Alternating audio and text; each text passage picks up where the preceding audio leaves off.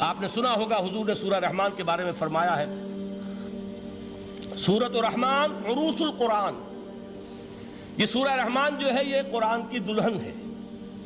جیسے دلہن کو آپ خوشنما لباس پہناتے ہیں، آراستہ پیراستہ اس کو گہنے اور اس کو زیور پہناتے ہیں، تو جس طریقے سے سجاتے ہیں آپ دلہن کو، اللہ تعالیٰ نے ایک سورت قرآن مجید میں یہ ایسی رکھی ہے سورہ رحمان کہ اسے خوب سجایا ہے۔ اس میں الفاظ کا در و بست، اس کا اپنا ایک ڈیوائن میوزک ہے۔ وہ تو اللہ تعالیٰ قراء جو ہے خاص طور پر مصر کے قراء، اللہ تعالیٰ ان پر رحمت نازل فرمائے، ان کی خطاؤں سے درگزر کرے۔ جس طرح قرآن کے انٹرنسک میوزک کو انہوں نے واضح کیا ہے، واقعہ یہ ہے کہ اگر یہ لوگ نہ ہوتے، شیخ عبد الباسط محمد عبد الصمد، شیخ محمود خلیل الحصری، یہ لوگ کہ جنہوں نے قرآن کے اس غنا میوزک، یہ لفظ جو ہے آپ حیران نہ ہو کہ میں یہ کوئی شاید توہین کر رہا ہوں قرآن کی، حضور نے یہ لفظ استعمال کیا ہے، تغنو، اس قرآن کو اچھی سے اچھی خوشلحانی کے ساتھ پڑھو۔ من لم یتغن بالقرآن فلیس منا، جو قرآن کو بہتر سے بہتر انداز میں، اچھی سے اچھی آواز میں، خوشلحانی کے ساتھ پڑھنے کی کوشش نہیں کرتا، وہ ہم میں سے نہیں ہے۔ بلکہ ایک مرتبہ حضور رات کے وقت آپ گشت پر تھے اپنے ساتھیوں کے حالات معلوم کرنے کے لیے۔ حضرت ابو موسیٰ اشعری رضی اللہ تعالیٰ عنہ ایک صحابی ہیں، ان کے گھر کے پاس سے گزر ہوا، وہ رات کو تہجد پڑھ رہے تھے، کھڑے ہوئے کیف کے عالم میں قرآن تلاوت کر رہے ہیں۔ حضور کو بہت پسند آئی ان کی قرات، کافی دیر تک وہاں کھڑے سنتے رہے۔ اب انہیں کیا پتا کون سن رہا ہے، بالکل اسی طرح سمجھ لیجئے ایک بات یاد آئی ہے، حضور فرماتے ہیں کہ جس طرح کان لگا کر اللہ قرآن کو سنتا ہے، کسی چیز کو نہیں سنتا۔ ہمیں نظر نہیں آتا نا، ہمیں معلوم نہیں، ہم قرآن پڑھ رہے ہیں تو سننے والا کون ہے؟ سب سے زیادہ کان لگا کر خود اللہ۔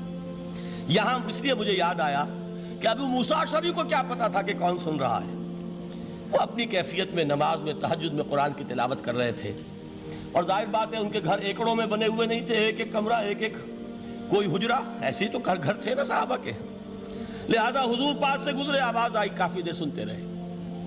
اس کے بعد آپ تشریف لے گئے، صبح فجر میں ملاقات ہوئی تو حضور نے تحسین کے انداز میں فرمایا، یا ابا موسیٰ انک قد اوتیت مزمارا من مزامیر آل داؤد، اے ابو موسیٰ تمہیں تو آل داؤد کے سازوں میں سے ایک ساز اللہ نے عطا فرما دیا ہے۔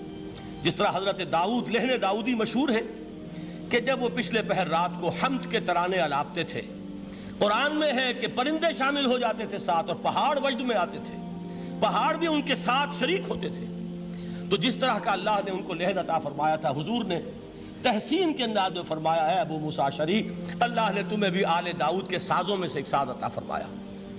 بہرحال قرآن مجید کا جو یہ میوزک ہے، قرآن کے الفاظ کا جو حسن ہے، جہاں تک حسن معنوی ہے وہ تو ہر لفظ میں ہے، لیکن یہ حسن ظاہری، حسن صوتی، حسن لفظی، یہ اپنے کلائمیکس پر آپ کو نظر آئے گا سورہ رحمان میں۔ لیکن قرآن میں یہ سورت اس اعتبار سے بھی ممتاز ہے، اس کی 4 آیات پر ذرا توجہ کریں گے، عجیب حقائق سامنے آئیں گے۔ جہاں یہ قرآن مجید کے حسن صوت اور حسن لفظی کی معراج ہے، وہیں اس کی پہلی 4 آیات میں 4 چوٹی کی چیزوں کا ذکر ہے، سب سے اونچی چیزیں۔ پہلی آیت کیا ہے؟ الرحمن، ایک آیت ہو گئی۔ رحمان کیا ہے؟ اللہ کا نام ہے۔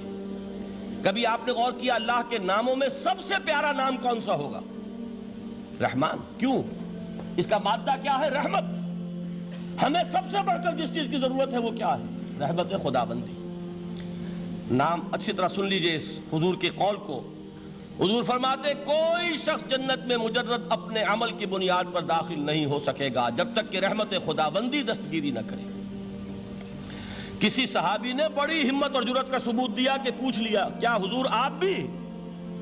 جب آپ نے فرمایا کوئی شخص داخل نہیں ہو سکتا جنت میں محض اپنے عمل کی بنیاد پر جب تک کہ رحمت خداوندی جو ہے وہ دستگیری نہ فرمائے۔ پوچھا گیا کیا آپ بھی؟ آپ نے فرمایا ہاں میں بھی۔ آپ انداز کیجئے کہ اگر محمد الرسول اللہ بھی رحمت خداوندی کے ضرورت مند ہوں تو تاب دیگراں چے رسد، ہماری تو سب سے بڑی ضرورت رحمت خداوندی ہے۔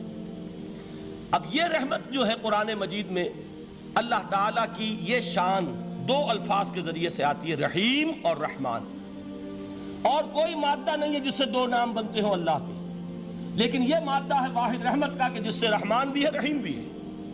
رحیم صفت مشبہ ہے، رحمت دائم ہو جائے گی، مستقل ہوگی تو رحیم کہیں گے، اور رحمان اس میں رحمت کی ہے وہ شان ہے کہ جیسے ٹھاٹھے مارتا ہوا سمندر ہو، ہیجان کی کیفیت، طوفانی کیفیت، رحمت خداوندی کا طوفانی جوش، وہ ہے رحمان۔ آپ تو رہتے اس علاقے میں ہیں، آپ کو معلوم ہے عرب اگر بھوکا مرا جا رہا ہو تو کیا کہے گا؟ انا جوعان۔ پیاسا مرا جا رہا ہو انا عطشان۔ بہت غضبناک ہوگا غضبان، غضبان آصفہ قرآن میں آیا ہے، بہت غضبناک۔ رحمان جس کی رحمت جو ہے جوش میں ہے، ٹھاٹھے مارتے ہوئے سمندر کے مانند۔ تو یہ اللہ تعالیٰ کے ناموں میں سب سے پیارا نام۔ اب آگے چلیے، الرحمن علم القرآن، رحمان نے قرآن سکھایا۔